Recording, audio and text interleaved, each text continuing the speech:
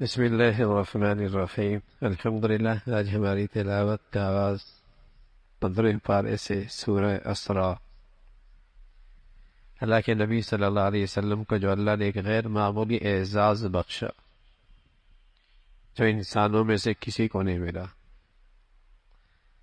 جسے معراج بھی کہتے ہیں۔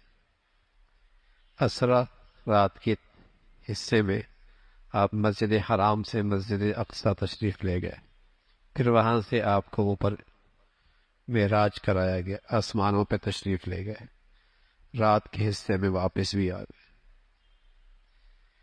یہ سفر جسمانی تھا، اس لیے کفار نے انکار کیا، ایمان والوں نے آپ کی سچائی پہ تصدیق کی۔ خواب کی بات نہیں تھی، خواب میں تو میں اور آپ بھی نہ جانے کہاں کہاں پہنچتے ہیں، اور کوئی اس کا انکار نہیں کرتا۔ کفار کو انکار اس لیے لگا، انہوں نے اس لیے جھٹلایا کہ یہ کیسے ہو سکتا ہے کہ تھوڑے سے حصے میں اللہ کی قدرت بڑی ہے، اور یہ اعزاز اللہ کے حبیب صلی اللہ علیہ وسلم کو ملا، معراج ہوا، اس کا تذکرہ فرمایا، اور پھر فرمایا کہ عبد ہے کہ جو اللہ کے بندے ہیں، آپ اتنا غیر معمولی معجزہ ملا تو ہیں آپ اللہ کے بندے ہیں، آپ کی سب سے بڑی شان ہے، آپ کے اندر عبدیت ہے، آپ عبداللہ ہیں۔ پھر بنی اسرائیل کا تذکرہ فرمایا کہ ان کو بتایا، پہلے سے بتا دیا کہ تم شام میں فساد کرو گے اور تم پر عذاب بھی آئے گا۔ پہلی مرتبہ فساد مچایا، ایک پیغمبر کو شہید کیا، فساد مچایا، گناہوں میں آگے بڑھ کر زندگی گزارنے لگے۔ اللہ نے ایک ظالم بادشاہ بخت نصر بھیجا، پھر ان کی توبہ قبول ہوئی، ٹھیک ہوئے، پھر فساد مچایا، پھر دوسرا مجوسی ان پہ مسلط ہوئے، انہوں نے ان کو تباہی کے کنارے پہ پہنچایا، پھر اللہ نے ان کی توبہ قبول کر لی۔ یہودیوں کو کہا جیسا کرو گے ویسا ہوگا۔ پھر انسان کی زندگی کا اختتام اور پھر اگلی زندگی کا آغاز، پوری زندگی کا حساب و کتاب اللہ کے ہاں ہے، اور نامہ اعمال دیے جائے گا، پڑھ لو اپنا نامہ اعمال، اور سارے حساب و کتاب کے لیے اکیلے اللہ کی ذات ہی کافی ہے۔ کچھ لوگ زندگی گزارتے ہیں دنیا ہی کی خاطر، فرمایا آخرت میں ان کا کوئی حصہ نہیں، اور کچھ لوگ ایسے ہیں جو آخرت کو سامنے زندگی گزارتے ہیں، ان کی محنت کی بڑی قدر کی جائے گی، بڑی قدر کی جائے گی۔ پھر بہت سارے اسلامی اعمال و اخلاق کا تذکرہ فرمایا، جن میں سب سے بڑی بات اللہ کی وحدانیت، اللہ کی توحید، اللہ کا کوئی شریک نہیں۔ پھر اللہ کے حق کے بعد سب سے بڑا حق ماں باپ کا ہے، حسنی سلوک ماں باپ کے ساتھ کرو۔ اللہ کی شان، جب اپنے اللہ تعالیٰ نے اپنا حق بتایا تو ایک جملہ کا اللہ تعبدوا الا اللہ، اور جب اماں کے ابا کی بات آئی تو کئی سارے جملے کہہ دیے، خیال رکھنا، خدمت کرنا، رعایت کرنا، نرمی دکھانا، اور خاص طور پہ جب ماں باپ بوڑھے ہو جاتے، اعصاب کمزور ہو جاتے ہیں، ان کی ساری توانائی زبان پہ آ جاتی، وہ چاہتے ہیں ہم بولتے رہیں، لوگ سنتے رہیں، تو عام طور پہ ایسے موقع پہ طبیعتوں میں اولاد کی چچڑا پن پیدا، ان کی طبیعت میں چچڑا پن پیدا ہوتا ہے بڑھاپے کی وجہ سے، تو بسا اوقات اولاد اسے اپنے بوجھ سمجھنے لگتی ہے۔ تو خاص طور پہ فرمایا کہ وہ بوڑھے ہو جائیں، ایک یا دونوں، تو نرمی سے برتاؤ کرنا، حسن سلوک سے برتاؤ کرنا، عاجزی دکھانا، ان کو جھڑکنا نہیں، ان کو جھڑکنا نہیں۔ باپ اور اولاد میں بڑا فرق ہے۔ ایک باپ ہی ایسا ہوتا ہے جو اولاد کے بارے میں یہ کہتا ہے کہ اولاد مجھ سے بھی آگے نکل جائے، اور کوئی نہیں چاہتا۔ ایک باپ ہی ایسا ہوتا ہے جسے اپنی اولاد سے ایسی خیرخواہی اور سچی محبت ہوتی ہے، وہ کہتا ہے اولاد مجھ سے بھی آگے نکل جائے۔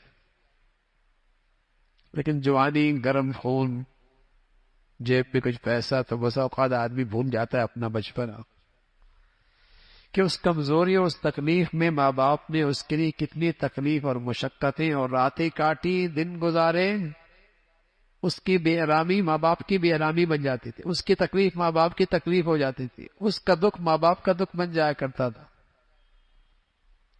ماں باپ کے ساتھ حسن سلوک کی تلقین ہے، رشتہ داروں کو دینے کی بات ہے، یتیموں مسکینوں کا خیال رکھنے کی ہدایت ہے۔ بخل نہ کر، لیکن اسراف بھی نہ کر، بخل بھی نہ کرنا، اسراف بھی نہ کرنا، درمیانی چال چل، ایسا خرچ بھی نہیں کہ خود محتاج بن جاؤ، اور ایسا خرچ بھی بہت برا جس میں گناہ تمہارے دولت سے، تمہارے پیسوں سے گناہوں کو طاقت ملے اور اس کو فروغ ملے۔ اس کی مذمت فرمائی، ناحق قتل نہ کر، اپنی اولاد فرمایا اپنی اولاد کو بھوک کے ڈر کی وجہ سے قتل نہ کر، زنا کے قریب نہ جانا، کسی کو ناحق قتل نہ کرنا، وعدہ کرو تو پورا کرنا، عہد کرو تو پورا کرو، ناپ تول میں کمی نہ کر، تکبر نہ کرنا۔ اللہ نے جسم میں انگنت نعمتیں دے رکھی، یہ سوال ہوگا، پوچھ ہوگا ان نعمتوں کے ساتھ کیا کیا ہے۔ پھر بتایا اللہ کے سوا اور کوئی نہیں۔ اللہ کی طرف مشرکین بیٹیوں کی نسبت کرتے تھے، اور میں اپنے لیے بیٹے پسند کرتے ہو، اللہ کے لیے بیٹیوں کی نسبت کرتے ہو۔ اللہ اپنے کلام میں، قرآن مجید میں مختلف انداز سے بار بار نصیحتوں کا انداز بدلتا ہے، شاید کے بعد دل میں اتر جائے، شاید کے اثر لے لے۔ کفار کہا کرتے تھے مر جائیں گے، مٹی ہو جائیں گے، ہڈیاں ہو جائیں گے، وہ سیدھا پھر کیسے زندہ ہوں گے؟ فرمایا ہاں وہ اللہ زندہ کرے گی۔ تم اپنے خیال میں کوئی مخلوق تصور کرو جو بہت بڑی ہو، اللہ اس کو بھی پیدا کر دے، اس ذات کے لیے کوئی مشکل نہیں۔ تمہیں کیسے پیدا کیا اللہ نے؟ تمہارا اپنا آغاز تو دیکھو نا، اپنے وجود پہ ذرا نظر تو رکھو، اس ذات کے لیے کیا مشکل؟ جنہیں تم پکارتے ہو وہ تمہارے حاجت روا نہیں ہے، مشکل کشا نہیں ہے، اور جب تمہیں مصیبت پہنچتی ہے کوئی تمہاری مدد کو نہیں آتا۔ کیوں اللہ کی پکڑ سے امن میں آ گئے، بے خوف ہو گئے؟ اس کی پکڑ صبح آ سکتی، شام آ سکتی۔ اللہ تعالیٰ نے انسان کو عزت بخشی ہے، احترام بخشا ہے، مقام بخشا ہے۔ پھر اللہ کے نبی صلی اللہ علیہ وسلم کی طرف خاص طور پہ جو آپ کو اللہ نے تہجد کی تلقین فرمائی، قرآن کا تذکرہ فرمایا، اس کی تلاوت کی تلقین فرمائی، اس کا تذکرہ ہے۔ پھر روح اللہ ہی کا حکم ہے، نکل جائے تو یہ جسم کسی کام کا نہیں، اللہ ہی کا حکم ہے، اور نکل جاتا ہے اللہ کے حکم سے نکلتا ہے، آیا بھی اللہ کے حکم سے ہے، یہ اللہ کا حکم ہے۔ کفار آپ علیہ الصلوۃ والسلام سے بے جا مطالبات کیا کرتے تھے۔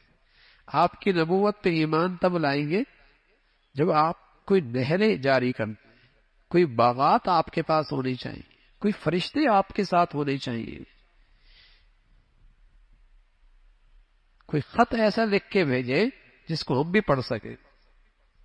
اس قسم کے بے جا مطالبات، اس کا تذکرہ، پھر ان کی مذمت، پھر حضرت موسیٰ علیہ الصلوۃ والسلام اور فرعون کی نامرادی اور ہلاکت، اس کا تذکرہ فرمایا۔ پھر اللہ نے اس قرآن کو جو اللہ کے حبیب صلی اللہ علیہ وسلم پہ نازل ہوا اس کا تذکرہ فرمایا، اور پھر افراد دعا آہستہ بھی نہ ہو، زیادہ تیز بھی نہ ہو، جوابی کھیلے ہو، درمیانی بات انداز سے اللہ کو یاد کرے، اللہ کی تسبیح اور بڑائی کرے، اس کا تذکرہ فرمایا۔ پھر سورہ کہف ہے، آپ علیہ الصلوۃ والسلام نے اس سورت کی فضیلت بتائی ہے۔ مسلمان ہر جمعے میں اس کا اہتمام کرے، ایک جمعے سے دوسرے جمعے تک اللہ کا ایک نور ہوتا ہے جو اس کی حفاظت کرتا ہے۔ فتنہ دجالیت سے حفاظت ہوگی اگر اس کی تلاوت کریں گے۔ اس کی ابتدا میں اللہ کے کلام کی عظمت کا تذکرہ ہے، اور پھر اصحاب کہف کا تذکرہ ہے۔ چند نوجوان تھے، ایمان لے آئے، اور انہوں نے دنیا کے ہر مفاد پر اپنی ایمان کی حفاظت کو مقدم رکھا۔ انہیں لالچ دی گئی، ایمان سے دستبردار ہو جاؤ، عہدے مل جائیں گے، اقتدار، ایک عہدے مل جائیں گے، مادیت کے بہت سارے نقشے دکھائے گئے، انہوں نے کہا نہیں۔ انہوں نے ہر موقع پہ اپنی ایمان کی حفاظت ٹھان لی۔ موت کے حاکم نے انہیں مہلت دی، دوسرے طور پہ پھانسی ان کے سامنے ہے، یا تو ایمان سے دستبردار ہو جاؤ یا پھر یہ پھانسی ہے۔ ان کے اپنے بھی قریب آئے، بڑے خیرخائی میں کہنے لگے کیوں اپنے پاؤں پہ کلہاڑی مارتے ہو، اپنی معاش کی فکر کرو، اپنے معاش کی فکر کرو۔ ایمان اللہ ہمیں بھی ایسا نصیب فرما دے۔ کہنے لگے جو ذات ہے ربنا رب السماوات والارض، جو زمین و آسمان کی مخلوق کو کھلاتا اور پلاتا ہے وہ مجھے بھی پال لے۔ سب سے بڑا آج دنیا میں معاش مسئلہ ہے، اور ہر فتنہ معاش کی معیشت کی سواری پہ سوار ہو کے آ رہا ہے۔ اس لیے مسلمانوں کی بیٹیوں کی حیا لے لی، نوجوانوں کا شباب لے لیا، عزت لے لی، آبرو لے لی، ایمان لے لیا۔ کیوں؟ معاش، معیشت۔ اگر یہ مسلمان کا یقین ہو جائے پالنے والا تو اللہ ہے، کیا اس نے ماں کے پیٹ میں نہیں پالا؟ تو زمین و آسمان کے پیٹ میں پالنا اس کے لیے کیا مشکل ہے؟ تم نے کون سی صلاحیتوں کا مظاہرہ کیا جس ذات نے تمہیں اندر زندگی دی اور زندگی کے اندر غذا بھی دی اور تمہیں توانائی بھی دی؟ تم دنیا میں آئے تو ہر طرف تمہاری محبت دلوں میں پیدا کر دی۔ ماں بعد میں کھاتی ہے تمہیں پہلے کھلاتی ہے، اور بعد میں آرام کرتی ہے تمہیں پہلے آرام دیتی ہے۔ یہ کس نے انتظام کیا ہے؟ ربنا رب السماوات والارض۔ ان نوجوانوں نے کہا ہمارا رب ہے جو زمین و آسمان کو کھلاتا ہے، ہمیں بھی کھلائے گا۔ معاش، معیشت بڑا مسئلہ ہے۔ آج مسلمانوں کی پاؤں کی زنجیریں یہی تو معیشت بنی ہے، اس لیے تو کہ غلامیت کی دلدل میں ڈال دیا ہے۔ اگر ان کو اللہ کی ذات پہ اعتماد اور یقین ہوتا اور اس کی مان کے چلتے تو آج ذلت اور پستی نہ ہوتی۔ تو ان نوجوانوں نے کہا ہمارا رب کھلائے گا، جس نے سمندر کی تہ میں مچھلیوں کو کھلاتا ہے، اڑتے ہوئے پرندوں کو کھلاتا ہے، بلوں میں رہنے والے چمٹیوں کو کھلاتا ہے، ہمیں بھی کھلائے گا۔ چٹان کے اندر کیڑا ہے وہ بھی غذا لیتا ہے، اس کی زندگی کا اہتمام بھی اللہ کرتا۔ یہ نوجوان اپنا ایمان بچانے کے لیے نکل کھڑے ہوئے، ایک غار میں آرام کرنے کے لیے لیٹے۔ اللہ اللہ ہے، سلا دیا، گہری نیند ڈال دی۔ ایسی گہری نیند سلائی 3 صدیاں سوتے رہے، 309 سال تک سوتے رہے، 309 سال تک سوتے رہے۔ قرآن کہہ رہا ہے دنیا بدل گئی، ملک کے حالات بدل گئے۔ اللہ بھی یہ کہتا ہے ہم ان کو کروٹ دے رہے تھے، سورج کو ہم حکم دیتے تھے، چاند کو ہم حکم دیتے تھے، ہواؤں کو ہم حکم دیتے، میرے پیارے لیٹے ہیں۔ ان سب چیزوں کے اندر زندگی، ان سب چیزوں کی زندگی کی ضرورت ہے، اور روشنی ڈالتے چلے جانا، ہوا کے جھونکے ڈالتے چلے جانا، میرے بندے لیٹے ہوئے۔ 309 سال تک سلایا، بھوک نہیں لگی، پیاس نہیں لگا، اللہ نے اٹھا دیا۔ آپس میں کہنے لگے بھائی کتنے دن ٹھہرے؟ کوئی کہنے لگا صبح، کوئی کہنا شام، کوئی کہنا 1 دن۔ بھوک لگ رہی، جاؤ کھانا لے کے آؤ۔ اللہ کی شان، نہ لگی تو 3 صدیاں نہ لگی، لگی تو فوراً لگ گئی۔ آپس میں کہنے لگے دیکھو کھانا لینے جا رہے ہو، ایسی جگہ سے لے کے آنا کہ حلال کھانا ہو، پاکیزہ کھانا ہو، اس لیے کہ کھانے کا اثرات اندر کی زندگی پہ بہت گہرے اثر پڑتے ہیں۔ حرام سے اثرات بھی گندے ہی پڑتے ہیں۔ حلال لے کے آنا احتیاط سے، اور خیال کرنا کسی کی نظر نہ پڑے، کہیں پھر ہمیں مجبور کر کے اپنے غلط نظریات پہ نہ ڈال۔ وہ گیا تو بدلی ہوئی دنیا، بدلی ہوئی دنیا ہے۔ ان کو حوصلہ ملا، وہ بادشاہ نہ رہا، وہ حکومت بھی نہیں رہی، وہ اقتدار بھی نہ رہا۔ اب اقتدار پہ آنے والا خدا کا نیک بنتا ہے، اللہ کا نیک بنتا ہے۔ دربار میں لے جائے گئے، دربار میں جب لے کے گئے تو اللہ کے سامنے سجدہ ریز تھا۔ اس کے ملک کے کچھ لوگ مرنے کے بعد کی زندگی کا انکار کرتے تھے۔ جیسے یہ پہنچے تو سمجھ گیا اللہ نے برہان بھیج دی، دلیل بھیج دی کہ جو اللہ 3 صدیوں کے بعد ہی اٹھا سکتا ہے، اس کے لیے مارنے کے بعد زندہ کرنا کیا مشکل ہے۔ سورہ کہف، یہ ان بزرگوں کا تذکرہ ہے۔ اللہ کی بڑائی، اللہ کی عظمت۔ جب بھی کوئی کام کرنا ہو تو یوں کہا کرو اللہ چاہے گا تو ہوگا، انشاءاللہ، انشاءاللہ۔ یہ مسلمان کی شان، یہ جو مسلمان کہتا ہے نا ماشاء اللہ، انشاءاللہ، یہ اس کے اندر کے عقیدے کا اظہار ہے کہ تدبیر میں نے کر لی، اسباب اختیار کر لیے، وسائل اکٹھے کر لیے، لیکن ہوگا وہ جو اللہ چاہے گا۔ یہ مسلمان کے عقیدے کا اظہار ہے کہ جو ہوا میرا کمال نہیں، بس ماشاء اللہ، جو اللہ نے چاہا۔ تدبیر ہو گئی، انتظامات ہو گئے، ساری منصوبہ بندی مکمل ہے، لیکن انشاءاللہ اللہ چاہے گا تو ہوگا۔ یہ مسلمان پہلے تو ڈاکٹر بھی ایسے کرتے تھے، بیماری تشخیص ہو گئی، دوائی تجویز ہو گئی، لیکن وہ لکھتا تھا اوپر وہ شافی، شفا تو اللہ دے گا، شفا تو اللہ دے گا۔ نہ اس ریسرچ سے کچھ ہونا ہے، نہ اس دوا کی تجویز کرنے سے کچھ ہونا ہے، نہ بیماری کی تشخیص کرنے سے کچھ ہونا ہے، ہونا تو وہ جو اللہ چاہیں گے کو۔ یہ مسلمانوں کے عقیدے کا اظہار ہوا کرتا تھا، انشاءاللہ اللہ کا حکم یہی ہے، انشاءاللہ کہا کرو، ماشاءاللہ کہا کرو، تاکہ تمہارے عقیدے کا اظہار ہو کہ ہاں اسباب و اختیار ضرور کرو، لیکن بھروسہ نہ کرو، اعتماد نہ کرو، اعتماد اللہ پہ کرو، اعتماد اللہ پہ کرو۔ پھر ایک شخص کا تذکرہ فرمایا جس کے پاس شاندار باغ میں بہنے والی نہریں، معاشی لحاظ سے، زراعت کے لحاظ سے بڑا صاحب حیثیت، بہت وسائل موجود تھے، لیکن وہ اپنی اوقات بھول گیا، اپنے اوقات بھول گیا، اور محسن حقیقی کو فراموش کر بیٹھا، جس نے پیدا کیا اور جس نے دیا اسے بھول بیٹھا، غلط فہمی کا شکار ہو گیا، سمجھ لگا یہ دولت اور یہ خوشحالی ہمیشہ رہے گی۔ مرنے کے بعد کی زندگی پہ ایمان بھی کمزور ہو گیا، کہنے لگا اگر مر بھی گا تو وہاں بھی ایسی خوشحالی مجھے ملے گی۔ ایک سمجھدار دوست اس سے کہنے لگا اے نادان ایسا نہ کر، یہ سب اللہ کا دیا ہوا ہے، اس ذات کو نہ بھول۔